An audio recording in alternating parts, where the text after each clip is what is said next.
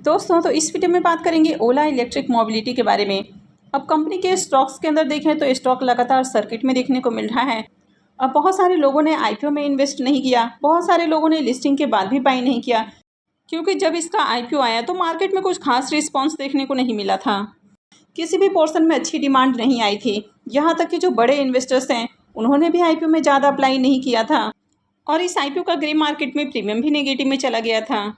लेकिन अभी ये स्टॉक लगातार सर्किट में आ रहा है, तो चलिए जानते हैं कि क्या इसमें आगे बाई किया जा सकता है। तो इससे पहले कि मैं वीडियो को शुरू करूं, अगर आप इस चैनल पर पहली बार विजिट कर रहे हैं या फिर आपने चैनल अब तक सब्सक्राइब नहीं किया है तो चैनल को सब्सक्राइब कर लें और वीडियो को भी लाइक कर दें।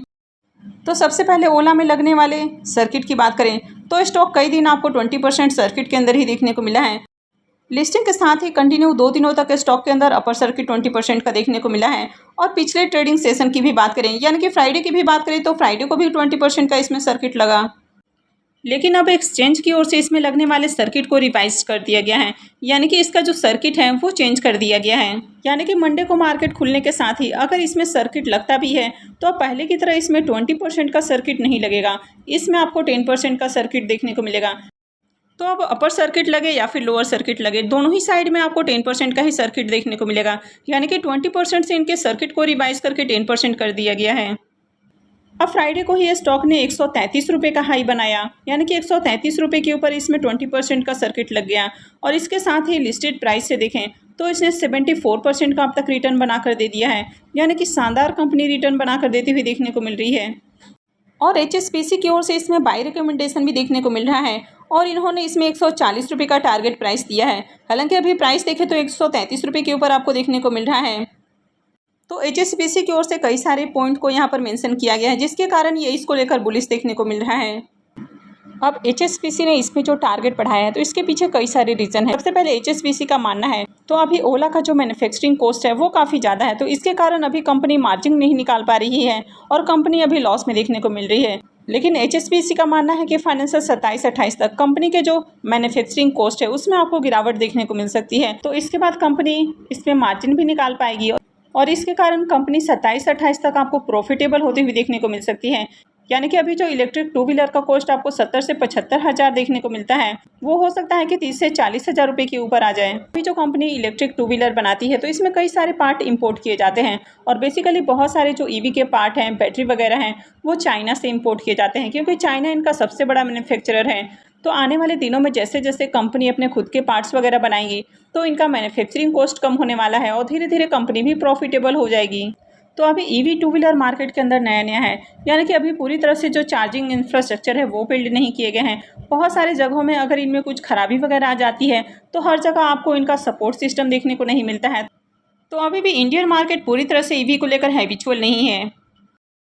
तो जैसे जैसे चार्जिंग इंफ्रास्ट्रक्चर बिल्ड होने वाला है इसको लेकर कस्टमर जो सपोर्ट है वो अच्छा देखने को मिलेगा, तो धीरे धीरे लोगों के बीच में इसके प्रति एक जो पॉजिटिविटी है वो भी देखने को मिलेगी और ज़्यादा से ज़्यादा बाइंग भी आएगी। तो इसके बाद कंपनी के बिजनेस में भी ग्रोथ देखने को मिलेगी। वैसे आने वाले दिनों में जो दूसरी कंपनियां हैं वो भी इसको टक्कर देती हुई देखने को मिलेगी। फिलहाल देखें तो इनका जो मार्केट शेयर है वो 49% के अराउंड देखने को मिल रहा है, यानी कि ईवी टू व्हीलर के अंदर ये मार्केट लीडर हैं। अभी कंपनी अपने ईवी टू व्हीलर के अंदर इंपोर्टेड बैटरी लगाती है, यानी कि चाइना से कंपनी ज़्यादा से ज़्यादा इंपोर्ट करती है और उन बैटरीज को अपने ईवी के अंदर इस्तेमाल करती है। तो इसके कारण इनका मैन्युफैक्चरिंग कॉस्ट ज़्यादा हो जाता है। लेकिन जब कंपनी अपनी खुद की मैन्युफैक्चर्ड बैटरी को इस्तेमाल करेगी तो उसके बाद इनका मैन्युफैक्चरिंग कॉस्ट भी कम होने वाला है।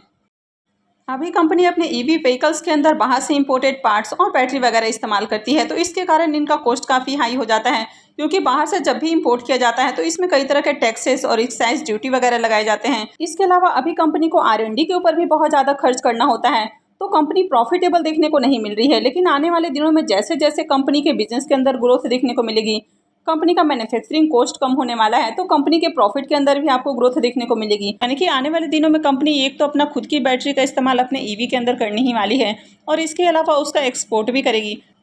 लेकिन जब कंपनी अपने खुद की बैटरी बनाएगी और उनका इस्तेमाल अपने ईवी के अंदर करेगी तो उसके बाद कंपनी यहाँ पर ज़्यादा से ज़्यादा मार्जिन निकाल पाएगी और फाइनेंशियल 27-28 तक उम्मीद है कि ये जो कंपनी है आपको प्रॉफिट में आती हुई देखने को मिलेगी। और आप धीरे धीरे देख भी पा रहे हैं कि कंपनी का जो लॉस है वो धीरे धीरे कम हो रहा है। अब ओला के डेली चार्ट को देखें तो यहाँ पर जो ओला है वो अपना ऑल टाइम हाई लगाते हुए देखने को मिला है, यानी कि फ्राइडे को भी 20% का इसमें सर्किट लगा और 133 रुपये से ऊपर इसके जो प्राइस है वो क्लोज होते हुए देखने को मिले हैं। अब लिस्टिंग के साथ ये स्टॉक लगातार आपको 2 दिन सर्किट में ही देखने को मिला, यानी कि डे 1 में 20% का अपर सर्किट लगा, दूसरे दिन भी 20% का अपर सर्किट लगा, तीसरे दिन भी स्टॉक गैप अप के साथ ओपन हुआ और यहाँ पर फिर से आपको एक जंप देखने को मिला, लेकिन उसके बाद इसमें से प्रॉफिट बुकिंग देखने को मिली और इसके प्राइस में एक फॉल देखने को मिला। उसके बाद चौथे दिन भी देखें तो करीब सेम प्राइस के ऊपर ओपन होते हुए देखने को मिला और उसके बाद उसमें देखें तो एक प्राइस 100 रुपीज़ का लो लगाते हुए देखने को मिला, लेकिन उसके बाद से काफ़ी अच्छी रिकवरी भी देखने को मिली। अब जब 14 अगस्त को इनका जो रिजल्ट आया और 15 अगस्त को कंपनी ने EV two wheeler bike launch किया, तो उसके बाद मार्केट इसको लेकर काफ़ी बुलिश देखने को मिला है और इसने फिर से अपर सर्किट लगाया, यानी कि फिर से फ्राइडे को 20% का अपर सर्किट देखने को मिला। और मैंने पहले भी आपको बताया था कि 130 रुपये से प्राइस अगर ऊपर जाता है तो यहाँ पर फ्रेश बाइंग की जा सकती है। अब इस कंपनी को लेकर जो बड़े इन्वेस्टर्स हैं अभी काफ़ी ज़्यादा बुलिश देखने को मिल रहे हैं, क्योंकि ओवरऑल देखें तो रिजल्ट बढ़िया देखने को मिल रहा है, कंपनी के रेवेन्यू के अंदर जंप देखने को मिल रही है, पहले के मुकाबले कंपनी का जो लॉस है वो भी कम हुआ है, हालांकि अभी भी कंपनी लॉस मेकिंग है। एनालिस्ट भी इसमें बाई रिकमेंड कर रहे हैं, तो जब भी एनालिस्ट बाई रिकमेंड करते हैं और पूरा का पूरा मार्केट आपको पॉजिटिव देखने को मिलता है तो ऐसे में स्टॉक में भी लगातार आपको एक तेजी ही देखने को मिलती है, लेकिन कंपनी अभी भी लॉस में ही है,